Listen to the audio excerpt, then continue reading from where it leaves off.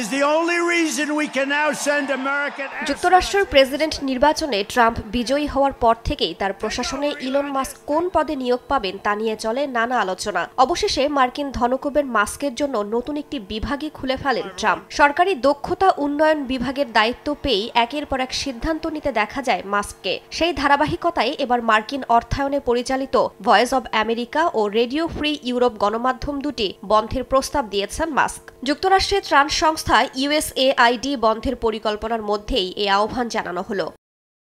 সামাজিক মাধ্যম এক্সে ইলন মাস্ক বলেন, করদাতাদের টাকায় চলে গণমাধ্যমগুলো। ইউরোপ এখন মুক্ত, তাদের কথা কেউ শোনে না। এখানে চরমপন্থী বামপন্থীরাই নিজেদের মধ্যে আলাপ আলোচনা করে আর প্রতি বছর মার্কিন করদাতাদের $1 বিলিয়ন নষ্ট করছে। এর আগে মার্কিন প্রেসিডেন্ট ডোনাল্ড ট্রাম্পের বিশেষ দূত রিচার্ড গ্রেনেল গণমাধ্যমগুলো নিয়ে সমালোচনা করেন। এরপরই এক্স হ্যান্ডেলে ভয়েস অব আমেরিকা ও রেডিও ফ্রির আউটলেটগুলো বন্ধের কথা বলেন মাস্ক। অর্ধেক পাউডারে দ্বিগুণ উজ্জ্বলতা, নতুন রিন অ্যাডভান্সড অর্ধেক পাউডারে দ্বিগুণ উজ্জ্বলতা।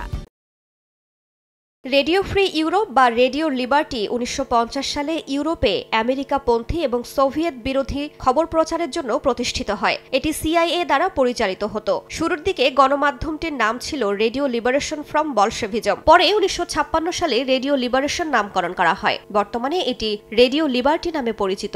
2020 সালে রাশিয়া রেডিও লিবার্টিকে বিদেশি এজেন্ট হিসেবে চিহ্নিত করে এবং 2022 সালে এর সম্প্রচার বন্ধ করে দেয়। অন্যদিকে ভয়েস অব আমেরিকা 1940-এর দশকে নাৎসি প্রোপাগান্ডা মোকাবেলা করার জন্য প্রতিষ্ঠিত হয়েছিল। এটি এখনও মার্কিন অর্থায়নে পরিচালিত এবং এর ব্যবস্থাপনা সরাসরি মার্কিন সরকারের নিয়ন্ত্রণে। সাম্প্রতিক সময়ে মাস্ক এবং গ্রেনেল দুজনই মিডিয়া সংস্থাগুলোর সরকারি অর্থায়নের তীব্র বিরোধিতা করে আসছেন। গণমাধ্যম পরিচালনায় করদাতার অর্থ ব্যবহার করা উচিত নয় বলেও মন্তব্য করেন তারা। মাস্ক পলিটিকো, অ্যাসোসিয়েটেড প্রেস এবং দ্য নিউ ইয়র্ক টাইমসের মতো মিডিয়া সংস্থাগুলোর পেছনে ফেডারেল অর্থ প্রদানের সমালোচনাও করেছেন।